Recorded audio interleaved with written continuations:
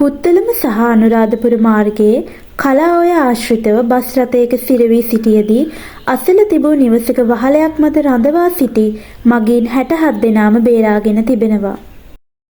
ත්‍රිවිධ හමුදාව සහ පොලිසිය එක්ව සිදු කළ මෙහෙයුමකින් එම පිරිස බේරාගෙන ඇති බවයි වාර්තා වන්නේ.